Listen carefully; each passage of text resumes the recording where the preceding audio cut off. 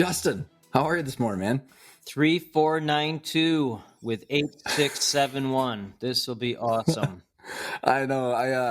I don't think. Well, first of all, I read both your books since we talked last, and your devotion to like when you asked for my Colby, and then you got on, and I don't think I had gotten to that fun of a conversation that fast, almost ever. Like it was just like we're getting straight into this, man.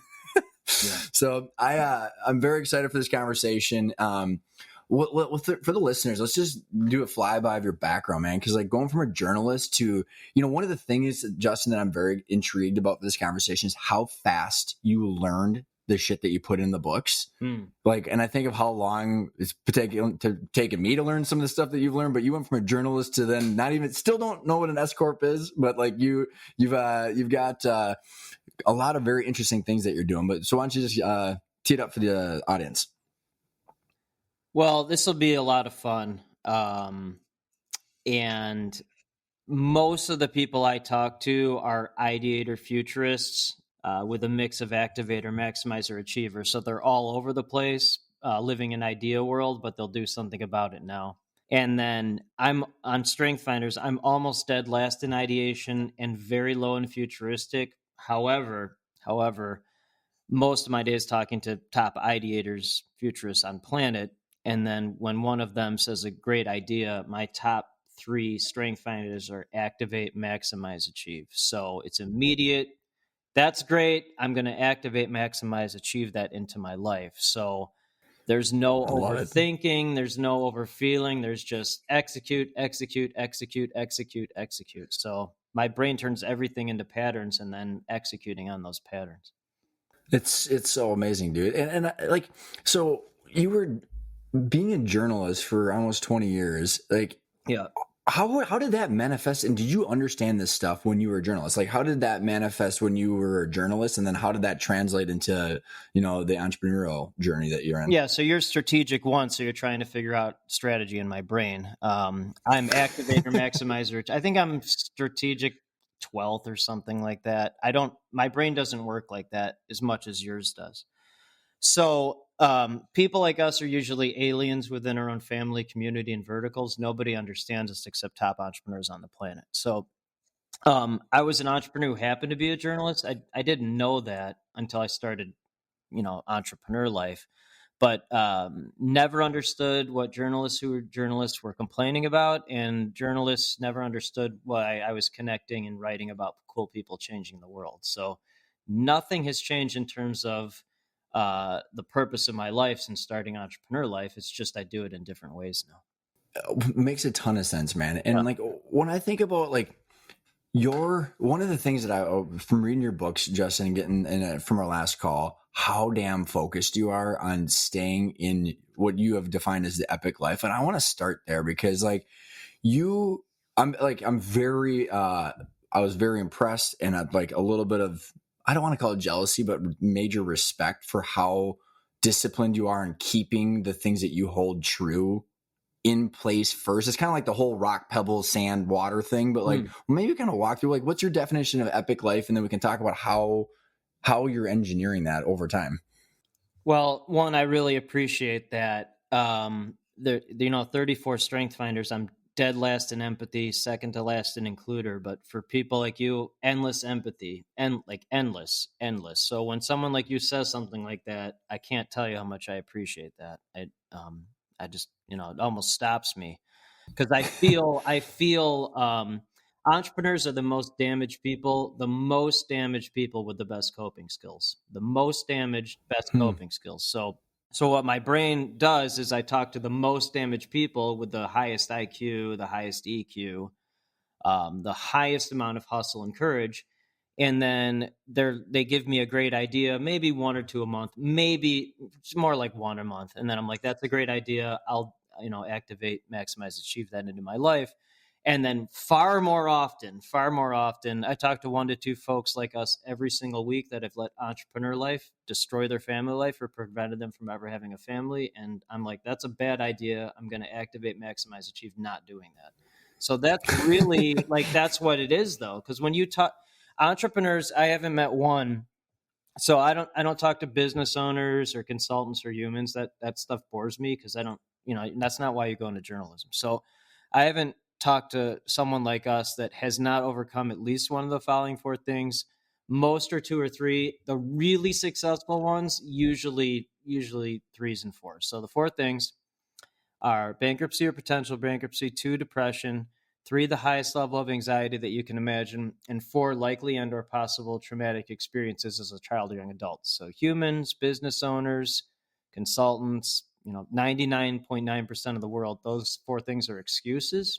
Entrepreneurs, visionaries like us, I'll figure that out. Propel, rocket fuel. And so it's sadly what I see, certainly not all the time, but many times, is those four things are used to create massive company, massive revenue, massive number of cars in garage, and then many times at the expense of anything meaningful. Oh, and when you and I were talking, I was like, check. That's what happened. It's like, that's what happened.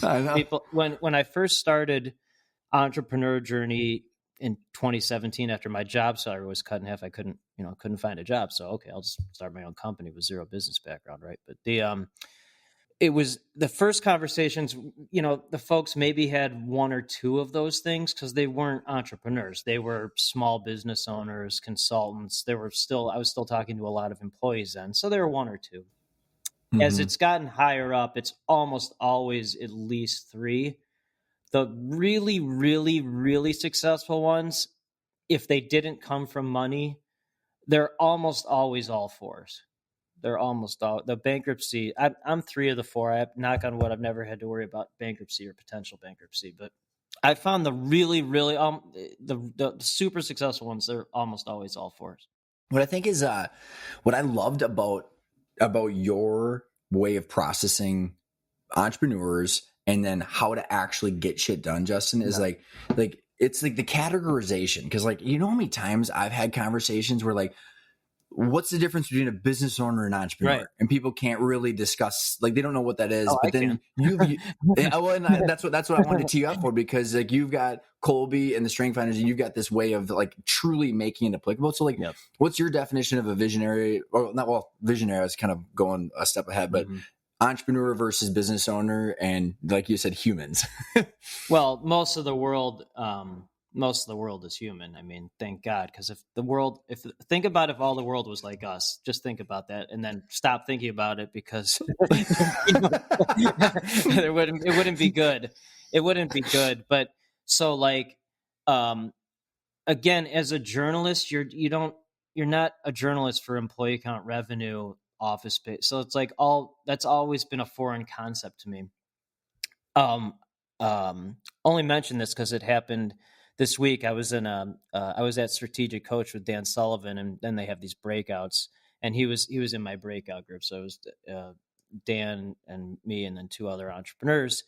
And I was just telling him that I'm like, I just don't understand business owner stuff. It's confusing. And he goes to me, "Oh, it's not your thing." I go, "Oh, thank you for saying that," because I've always felt like people that look at revenue and employee count, I felt like they've kind of looked down on me for not really caring about that. But it was just nice to hear him say that. But so business owners care about, like I just said, employee count, revenue, office space, material things, and they're trying to change their world. True entrepreneur, true visionary cares about purpose, spending time with loved ones, meaningful relationships. And they're changing the world, the fundamental difference. They've already changed their world, or they're going to do whatever it takes to change their world, and now they're going to change the world. Yep. That's awesome, dude. And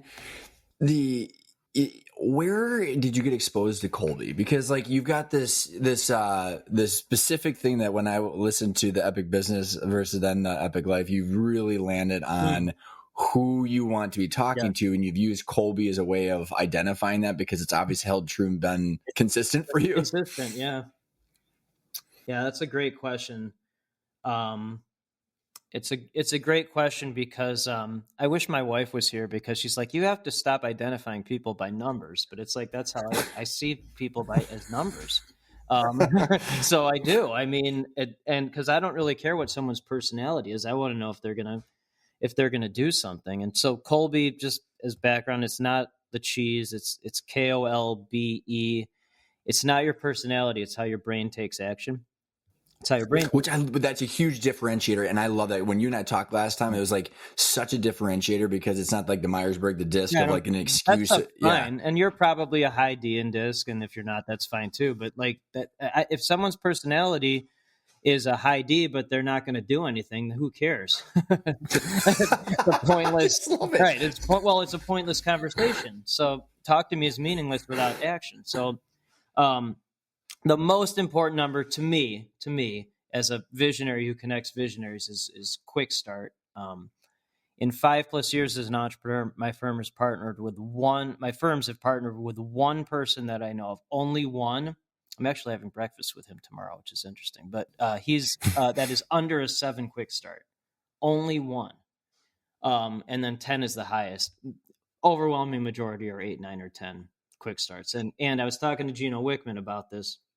He was, I was telling him, like, why are the lower quick starts not doing anything? Does that mean they're not true visionaries? And he's like, well, actually, a true visionary is an 8, 9, or 10 quick start.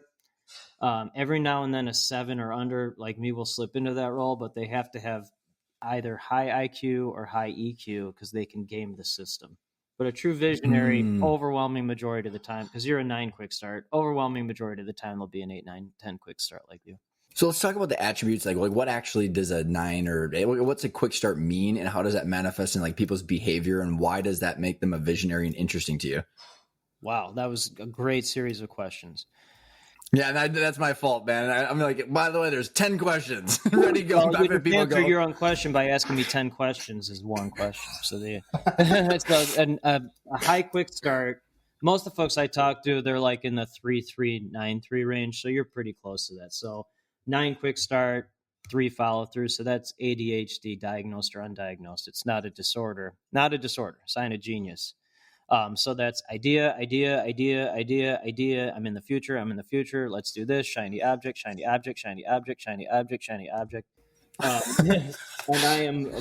I'm 2 shiny objects, my family and network. So ultra focused. And then it's connecting shiny object to shiny object. And then they create whatever they create with that is great. But people like you are the ones that create everything that help everyone else. You just need simplification and connections to the right people. So I can keep up with you and then follow through, which is very rare. So what's super fascinating, Justin, is like, as I've understood more about the Kolbe and like how people approach it, which like, again, I like how that impacts, it's again, how people handle situations. I just got off a call with a visionary. And quick start, sounded like, yeah. And for sure, a quick start. I mean, he'll be listening in for sure. But what happened was, going from like barely, essentially bailing out of school and building a multi-million-dollar business, right. And then when it didn't work, he doubled down and tripled the business. Of course, why wouldn't and you sit there trying to like it, but so many times. He's in all 4, by the way. He's in all 4. Definitely. There's no doubt. Yeah. All 4. Yeah. Oh, for sure. Yes. And check. And, but the big challenge I see so many times, I'm curious with how many visionaries you meet, it's finding people like you that can activate their ideas, because so many times the chaos around the visionary because of the quick start is the chaos. That's literally what. So I hear blah blah blah blah blah blah blah, and then no yes answered, no yes answered, no yes connect. So that's why it works, because it's like ADHD meets minor Asperger's ultra focus. That's literally, and then both on the spectrum, both definitely not human, but we're not living in human world anyway. Usually we marry humans, but thank God. But that's why I just can't have conversations with people that don't think like this, because it's pointless. It's just a pointless conversation. So you with your book, you talk about, like, when I said like the respect I have for you about the discipline of, like you said, your family and networks, right. And like I see, with the visionaries you meet, you probably meet more visionaries than I do with your line of work. Is like they intend for this life that they want because they can see into the future, and then they build this business and it's a chaotic mess, and they're not doing the things that they originally wanted. So like, you have stayed crazy focused on your Well, like you just on said your, it. Bad idea. I'm not going to do that. That's what happens. That's literally, and I'll again, my whole brain simplifies into patterns. It's very simple. Most people can't do it because they don't have the follow through or the discipline. But I see that it's a simple formula. So what happens is I see this time and time and time and time again. So folks start out as entrepreneurs, true creators. And then they get trapped into being business owners because that's what society says is important. They're not business owners. They just want to create. They don't care about employee count, revenue. They don't care about that. But society tells them to, and then they get stuck in that, and they're miserable human beings. So I'm in two of the top entrepreneur groups in the world. I'm very confident saying that. The overwhelming majority, for lack of a better term, of the complaints I hear from people, the visionaries, are dealing with the people in their organizations. That's the overwhelming majority.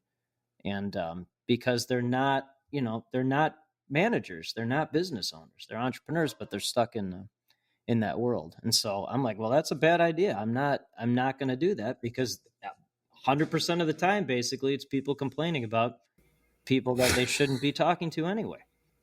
well, in Epic Life, you got. I actually wrote a couple notes because I was like, my God, you said it was like avoid boring people, and I wanted you to right. I wanted Most you to people are describe boring. that. They are. I mean, so people like you really appreciate this. People that are not like you think it comes off as arrogant or elitism, but really what it is confidence. Like things that a child can do, I have a hard time doing, like tying my shoes, holding a pencil. Like most things I'm really bad at. But in terms of like connecting people and getting them in media and like understanding how brains work, I'm pretty good at that. So I just stay in that zone. So there's three types of people that I just completely ignore, or at least do my best. So one's boring people. Most of the world's boring. My world's not. It's all people like you, connecting people like you. Okay, so that's the opposite of boring. Two is time vampires. Those are the worst. People that talk. When you labeled that, oh my God, I love it. Yeah, expand on time vampires and like how to spot one. Boy, I wish I had the book in front of me. There were 6 things. There were 6. If someone's more than 5 minutes late to a meeting, they don't apologize. That's one. And if they schedule all these endless meetings and they never take action, that's another. But I don't have this. I'd love to know the 6th. Do you have it in front of you? But that would be the answer. And then the third one is mediocre people, because mediocre people don't like high achievers, and high achievers don't like mediocre people. It's very simple. So like, I love it, man. And like I think building teams, like what do you like? How to stay in relationship or like build and stay connected to these type of people? Like when you're building a company that might need other forms of, obviously other different ways of thinking, other different Colbys, like how. Because like with your profession, I mean, you're seeking out these visionaries that are changing the world. You're connecting them, but like my team is just people like you introducing each other. And then for second company, my partner is a 1596, so he's a visionary integrator. He's full backstage, but he's a 9 quick start like you. So he's the one to ask about building teams, and he's third in empathy in Strength Finders, third. So that's why it works. He's collaborative empathy. Do you want the time vampires things? I found it. Yeah. Okay. If someone sounds too good to be true, they are almost certainly too good to be true. If they ask endless advice or your contacts before committing to an investment, they are likely wasting your time. If you ask how a time vampire is doing and 30 minutes later the time vampire on the other end is finished with their answer, they are a time vampire. Thanks for laughing at that. If after several meetings they decide to concoct gimmicks to try and pay for your services, they are a time vampire. If the 5 minutes late thing and they don't apologize. If someone asks, what do you charge with? Oh, that's the number one. I should have mentioned that first. If someone asks, what do you cost or charge within the first 5 minutes of an initial conversation, they are a time vampire. That's a transactional human being, by the way. Oh, and so many people I've come across, right? And I think so many other people, that's our biggest struggle, is trying to find the right people and then leverage them, right? The whole who, not how, you and I talked about that on our last call. Yeah. And then the true leverage can start. Ooh, good. I like that. The true leverage can start. That's really good. Because it's otherwise you're just detracting from it, right? Like you're either getting sucked into a vortex or you're going to leverage into your own creative genius. Wow, and you've got this, abundance, visionary, investment mindset. And it's like the 1 + 1 + 1. I don't know if it was 3 or 5 or 10, but like you've got this abundance mindset, visionary, and investment. And you want to kind of elaborate on those, because I think it's a great framework on how to think about people. So one, thanks. Two, this is how I learn in real time. And so, like I was saying before, 1 or 2 great ideas a month, where I talk to someone like you provide all the great ideas, and then I know it right away. So the true leverage can start. That's a good one. So I'll activate that one immediately. So you simplified that. What I'm doing, you just gave me a term for it. So thank you for that. So that's You're welcome. right now. Yeah, well, that's how I learn, because I'm not an ideator. I depend greatly on ideators. But so, like, I have found with the 2 firms, we only partner with visionaries. So not business owners, not consultants, not humans, visionaries who live in abundance, not scarcity. So there's no what do you cost or charge. There's no being afraid to do something. By the way, shorter quick starts, they're afraid of risk. Like the 10 quick start person who dropped out of high school and went bankrupt and then tripled down, that's probably a 10 quick start, because he's not afraid of anything. Elon Musk has to be a 10 quick start, with no empathy, less empathy than me. And I don't say that lightly, but that can be a gift, obviously, for certain things. And then they live in investment mindset. They don't live in cost mindset. So there's no nickel and timing. There's just what does an investment with you look like? Well, and like what was super interesting is I was listening to that part of your book, Justin. Like, it's really aligned with our philosophy Right. At Arcona with intentional growth, because like you alluded to, like cost, expense versus growth towards a goal is you truly have to invest in it. And right. I think that, like, and again, what I really appreciated about how you've laid this all out is I think people listening in are the visionaries. Like, we've all experienced this stuff, but you don't know how to see it, like, so you can avoid it. That's again. what my brain does. Answer. And again, like, if it wasn't for people like you, I wouldn't be able to see the great ideas or the really bad ones. And then I can simplify it for everyone else. There's I don't know if we talked about this the last time, IQ. Have you ever taken your IQ? I have not. Okay. I think you asked me that, and I said tests terrify me, because I think about it. Okay. So I'm so curious on like what the hell to do about that, because I think about like the multiple choice tests I was taking in school, and I just want to vomit. Like, just Okay, well that's I don't even remember if IQ is multiple choice, but the so there's for the audience, a true visionary. Again, this is most of my days talking to high quick start. Most of them 140 and above is genius. 140, that's 1% of the population. Most of the people I talk to are at least 140. Some of them are, 170, 180, 190. And I'm 139. So like literally a bridge between genius and human. And I'm actually glad I'm not too far above 140, because I talk to a lot of those people and there's basically no human understanding and geniuses, but it's very hard for them to communicate. So I'm a bridge. So I would guess you're right around 140, maybe a little higher than that. I mean, because you just wouldn't be doing what you're doing if you didn't have an exceptionally high IQ. And test taking, like, it has nothing to do with school smarts. Like, IQ is totally different. It's recognizing patterns. And I mean, you're strategic. Is that really what it, because I don't even know what an IQ test looks like. It's recognizing patterns and intelligence quotient. And then your EQ has got to be off the charts too, because helping save your family's business and stuff. I mean, there's no way you'd be able to do that without, you just wouldn't. You'd be an employee or something, or you'd be, it just wouldn't happen. Again, like, this is based on literally talking to people like you all the time.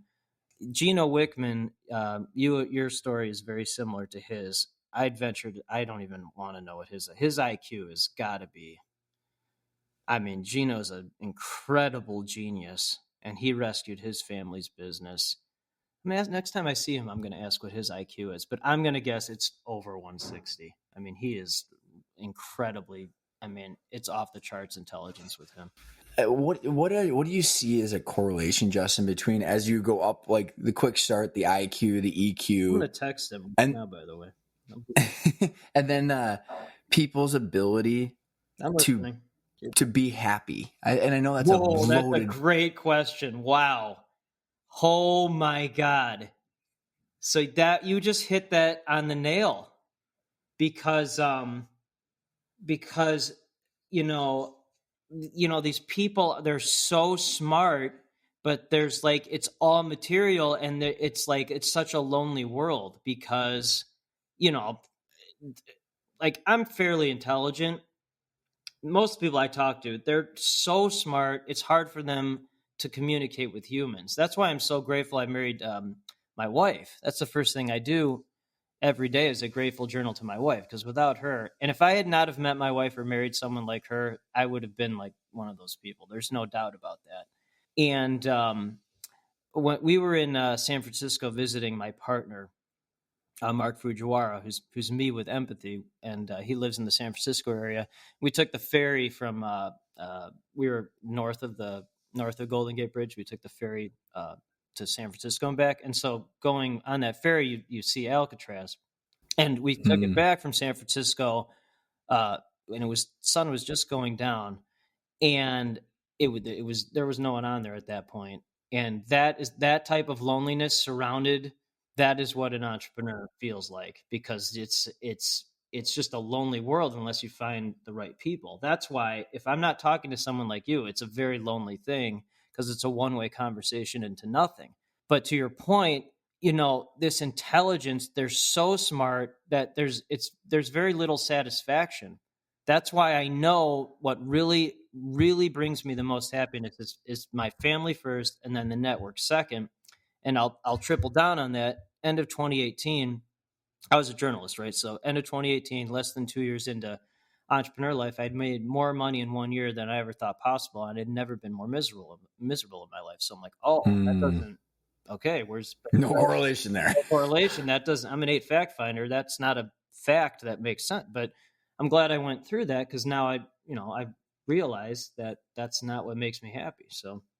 There's a concept. I don't know if you've read Ray Dalio's book Principles. I have not, but I've heard of that many times. So Justin, he's got this concept in there. Yep. And he calls them shapers. So he was actually talking about, and this is like so in line with your framework of the systems you've built. It was like on how to analyze this. Is he calls shapers, like Bill Gates or Elon or Bezos. You can go through. Imagine what their IQs are. Oh my god. Right? Probably 200. And his definition, Justin, is that they can see the future clearly, and then it's their anxiety that they're not there yet, but yet they're able to just execute like a son of a bitch most every day to get the best coping skills. Yeah.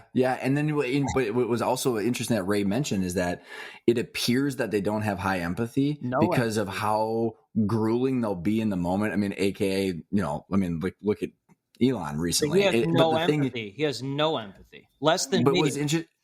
Well, it was interesting though, is like, and curious on how you would interpret this. How Dalio mentioned it is that it's the empathy for the whole. Like we're not there yet. I'll give you an answer to that. So the only reason I talk to people like you is because you're the only ones that help everyone else. That's and for you, I have endless empathy. For Elon Musk, I have endless empathy.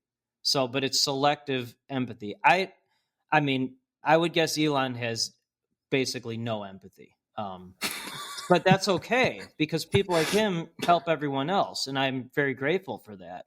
I just have like very limited empathy, but again, for like a certain type of person, I feel it so strongly when someone like you talks about the experience they've had to overcome what you've come. Like I almost stop, because I get so, and why I stop and get so like emotional about it is because you don't make an excuse. I mean, so people that make excuses, I'm like, what are you?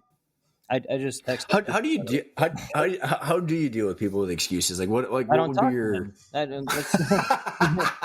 I'm last in empathy and second to last in includer. And then you're last in consistency. You're low in harmony and low in empathy. So Well, that's super interesting about consistency because I've been doing the same workout routine for 17 years and I eat the same thing I have been for 15 years. And your weaknesses become your strengths. So I found collaborative empathy. Partners, business partners, third in empathy. My wife is a pediatrician.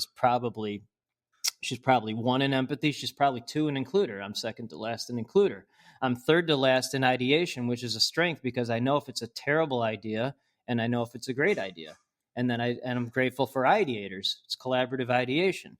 So you've taken collaborative consistency and funneled that into your life to have consistent workouts. I mean, it's the same. So I can see that. I mean, and then you just do it, and then you'll do it because you're a 9 quick start, and you're high in competition. So this is why these things are so important to me because I just want the answer.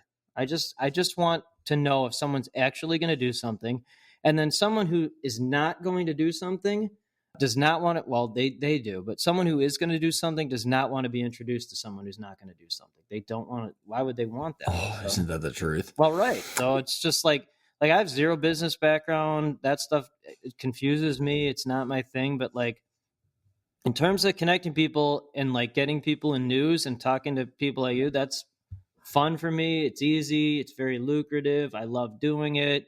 That's how I help the world and have endless empathy for people that want to share their stories with the world. Endless empathy.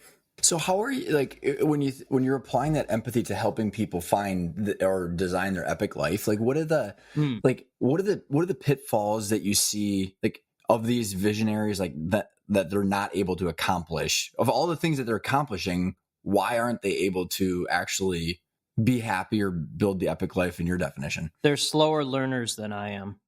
So what does that mean? That means it takes a potential divorce or not seeing your kids or even a second family or a really bad bankruptcy or something for them to learn what actually matters. If I learn something once, then I've learned it. And then again, it's reinforced multiple times a week where you talk to someone that has destroyed their family life or never had a family because of this life. And I know that's a bad idea. I mean, any logical person would realize that's a bad idea, but it's not, it doesn't sink in because entrepreneurs are most damaged people with the best coping skills, and they bypass meaningful for material with those coping skills. I see that time and time and time again. What percentage of people that you interact with figure that out and then stay disciplined to keep the top priorities?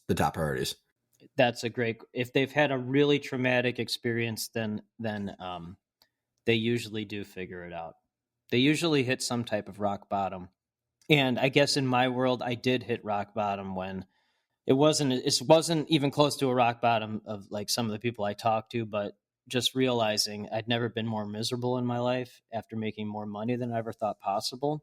That was a really good rock bottom, a really good rock bottom. And I'm so glad I went through that. And then the other thing too is like, there's a life curve. I don't know if people can see this, but like, you're here and you want to get up to here, but you don't just go up to here. You have to go down first to get up. So to get to the next level, you have to go down and that to go higher. And what I've learned is going down is actually essential. It's essential to get to the next level. So the going down part is the friction or the annoyance or the waiting for things to happen or the this isn't going fast enough, or like the struggles, like that's actually an essential ingredient to get to the next level. That you just started touching on, like this whole like not like Einstein's theory of relativity, but like what I have like become so passionate about, Justin, is like relativity is so damn important to have perspective. Like, I mean, truly, and if you get into the whole AI world of like, I mean, truly, it's like if you were the most powerful human, or not human, if you're the most powerful entity ever, you would 100% be in love in this perfectness all the time, but you need fear to see the opposite. So like, it kind of goes back. What's that? It's an essential ingredient. It is like, I mean, in order to have the opposite, it's the whole yin yang chaos order. And like, I mean, I don't know if this is feeding into your like why someone has to go through those 4 checks, you know, like the bankruptcy. Like, Yes. I think that's all teeing up to my question of, do you think it's possible for like a quick start visionary to accomplish what their full potential is without doing that, or like hitting a bottom? If you have met someone that has not gone through at least one of those 4 things and is a person that we're talking about, I'd like to meet that person. I have not met them. I haven't met them yet. Right, I hear you. So I can't fully answer that. However, as an entrepreneur who happened to be a journalist, interviewed thousands and thousands and thousands and thousands of people. Many of them were entrepreneurs or people that overcame things to become sports stars or musicians. And then now writing about and connecting the same types of people. I haven't met one. The only exception I could think of is someone comes from a lot of money and or they were mentored from a very early age by tremendously great entrepreneurs. Mhm. The closest thing I've ever heard to this, and I know with your strategy brain, you will find this very interesting. And this is an answer out of left field, but it made me think of what you said. I was listening to Jason Alexander from Seinfeld, Jason Alexander. And I thought, I'm like, oh my God, this is the first one of these people, the first one that hasn't had to overcome at least one of the, because he had a great childhood. He had a great childhood, no depression, no anxiety. His parents were, stable income. He went right from, right onto Seinfeld. Didn't go through all the struggles as an actor, which that's almost impossible. Mhm. So I'm like, okay, I finally heard this. And then, damn it, because after Seinfeld, he had no identity, went through massive depression, leaned heavily on his wife, endless anxiety, and his struggles began after Seinfeld. So, then he figured out what really mattered in life, which was his family, his stable relationship with his wife. I can't remember how long, but he's been married for like 30 years. So that was the closest thing, and I would consider him an entrepreneur because actors are entrepreneurs. That is not a that's not a 9-to-5 human job. Mm-hmm. So Mm-hmm. That's the closest thing. The closest. Super fascinating. It's the ability to manage all of the things we're talking about and continue to be happy is just like, it's like, because like I mean, Justin, like when I wrote the book. you just, that's literally right, because I really think that's the message that people like us want. They don't know how to do it. Mm-hmm. Mm-hmm. It's yeah, because it's like actually my old business partner, he said, Ryan, you're watching a movie that how do you word it? He said, you're watching a movie that's 4 years in the future, and I'm just trying to keep up. Like I'm trying to see what scene you're at, in the gap. It seems like you're always in the gap. Is there anything that you've seen that visionaries have done to successfully communicate to people about the future? And the reason I asked for this is truly a personal question, Justin, because let me see if I can word it like this, man. I'm thinking out loud. So like, oh, that's fine. Like the vision is so freaking clear to me in the future of various things, so damn clear. And I have completely screwed myself many, many times over the last 15 years because I like way over predict how fast it's going to happen. Right. I'm like, well, you're a 9 quick start with a 4 follow through. That makes sense. Then being able to communicate to people like this shit's going to happen at some point. I'm just way wrong on the timing. Well, timing is everything. Timing is everything, and you could have the greatest idea ever, but if it's not the right timing for it, then it wasn't meant to be. If it wasn't meant to be at that time. So if this is helpful, because I'm not a futurist, I'm not an ideator, I'm an activator. And then as a journalist, it is not what's going to happen in 5 years. It's what can you do in the next 5 minutes. It's can you hit this deadline. So that is how, and then grew up with that. I still, in some capacity, think like that. The biggest challenge adaptation from going to that world to this world is being patient and waiting for others, because this world does not work like that. a great gift, especially this year. Especially this year. One of my friends, his IQ's got it. I mean, he's, God almighty. I wonder what it's got to be 160, 170. Lee Benson. He's very high quick start, lower follow through. He's a true genius, has multiple exits. He's a genius. I was talking to him. He's an ideator. He's like, the value of strategic patience. That'll be a chapter in my third book whenever I write it. Ooh. Strategic. Oh, look, you're strategic. Strategic. I didn't even realize that. Strategic patience. And understanding that, because the hardest thing for me, and it sounds like for you too, is to slow down. So understanding that things are meant to happen when they're meant to happen has been a great blessing for this. That's probably the number one blessing from this year, besides hanging out with my family all the time. But that, to understand that and to see it play out in real time and see how things just kind of, they just come together when they're supposed to come together, has been a great gift. So strategic patience. That I'm definitely taking that one. You know, worth a watch is I watched the podcast with Lex Friedman, who interviewed Ray Kurzweil. Yeah. Oh, dude. So Ray was talking about, because I mean, he's talking about the singularity. So he's like extrapolated. 60. Yeah. Like, was he one of the founding members can I of tell Peter? you, okay, I'm not a futurist, but I'm in Abundance 360, and Peter Diamandis wrote the foreword for my book. So he is, and then, so we were in, this was very confusing to me, but it was Ray Kurzweil in the metaverse. He was speaking to us while we were moving around on joysticks with, what are the things, the goggles, not the goggles, virtual reality goggles. So, and then I met someone in there in the metaverse while Ray Kurzweil was talking, and there were Star Trek ship flying around. This happened this year. And then I met that person in there, sent them my Calendly link, and then we met on Zoom later. So think about that. If metaverse, Ray Kurzweil, Star Trek, talk to someone, send them Calendly link, and then met on Zoom. I mean, I was talking to Peter about that. I'm like, think of this world that we live in. But like, people forget about that. So that's an example of where the future is in the present. It's just most people aren't living in that right now. Mm-hmm, mm-hmm. In super fascinating example, because I mean, you're because like the physical things are happening as a result of what happened in the virtual world.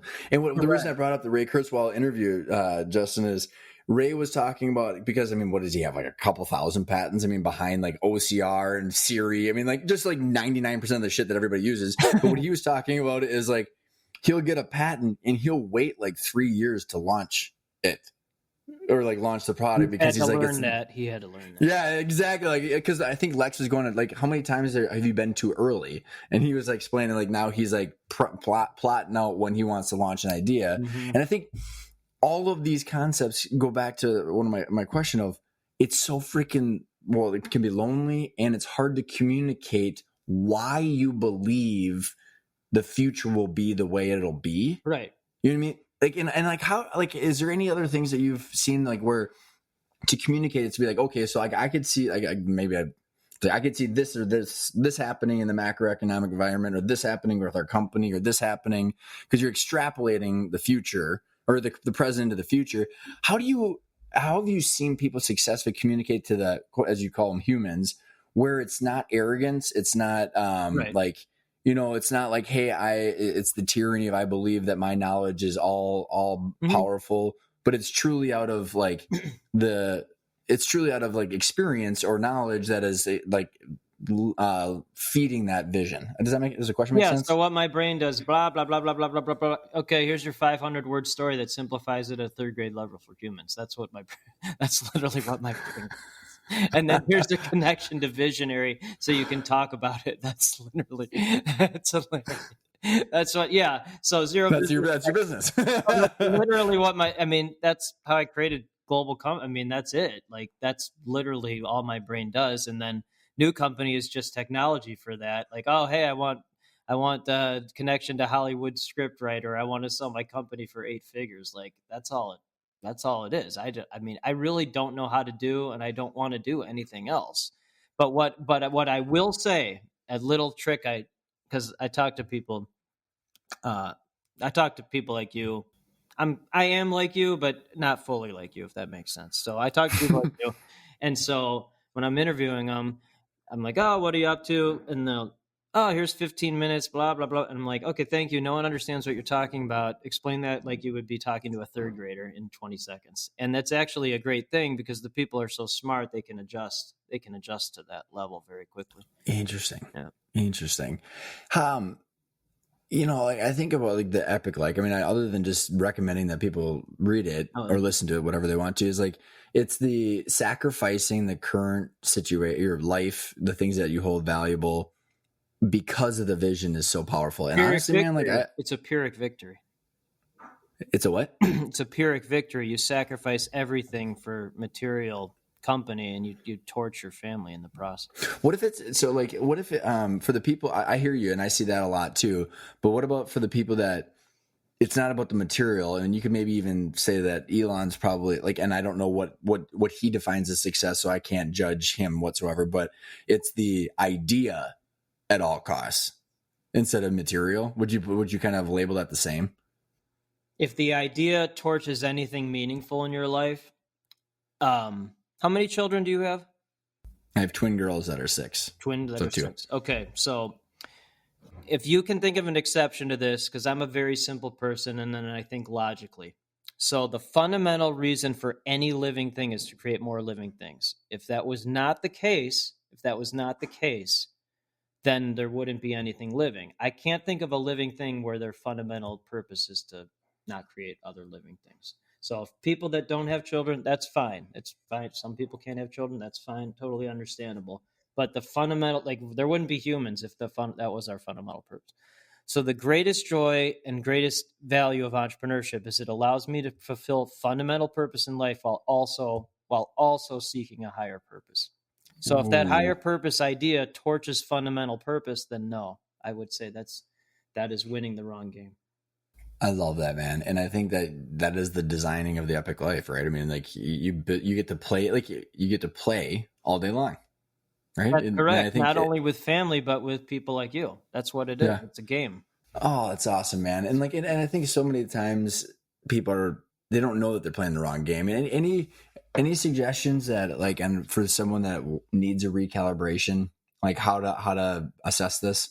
That's a great question. What has been asked, you ask it in a better way, but what has been asked from the book is like, how do people know they're winning the wrong game, or what is something someone like us can do right now to think about it? So that's one of the chapters in the book is winning the wrong game. So if think about what you're focused on, what you're thinking at, and identify them as material or meaningful things. So if you're focused on, and this is fine, by the way, it's fine, I get it. But if you're focused on revenue, car, vacation, new house, employee count, Inc. 5000 list, whatever that stuff is, and you're like, oh, I never see my family, I don't have a family, I don't have any real friendships. It's just something to really think about. And then again, a true entrepreneur, not a business owner, not a human, a true entrepreneur would never blame anyone but themselves. I was listening to this great interview today. Marcellus Wiley, who NFL player, his coaches in the NFL used to tell him, if you have a problem, look in the mirror, not through the window. Look in the mirror, not through the window. I was like, holy shit, man, that's a good one. That was a good one. Do you find any because of the quick start? What is the impact on the sunk cost fallacy, like of people like chasing it and not giving things up even though they should? Is it easier for quick starts and visionaries, or lastly, any kind of correlation? That's why it's so important for a quick start to marry or partner with a stabilizing human. Oh, my wife is the truth serum, man. Justin, like she'll tell me. You just answer your own question. Justin, I could keep going. I just really enjoyed our conversation, and I for anybody that like pick up the Epic Book Life. I mean, it's you learn the really hard stuff really fast. And I read it and I was like, I've learned. I was like, yep. I'm like, holy shit, did I learn? Check. Yes. Well, I'm glad you learned, and your 6-year-old twins will appreciate that in the years to come. So 2 final questions for you, Justin. What is the best place to people to find you, your business, the books? Sure. Thank you. Justin Breen on LinkedIn is fine. And then Epic Life is the new book. I'm very grateful that was on Wall Street Journal and USA Today bestseller. Meaningless labels, right? But on that case, it's really not. And then the first one's Epic Business. So really appreciate your time. This is a great discussion. Oh, I loved it, man. And then the last question is, I love asking people what the word intentional means because it's the name of the podcast. And I've now got you would get a kick out of this, Justin, because now I've got like almost 200 answers to this. Oh. Everybody's got a varying degree of difference, but what is your definition of the word intentional? Doing what you say you're going to do. Again, back to the second grader, right? Like what it is. Yeah. Justin, thank you so much for coming on the show, man. I really, really enjoyed the conversation. Thank you, Ryan.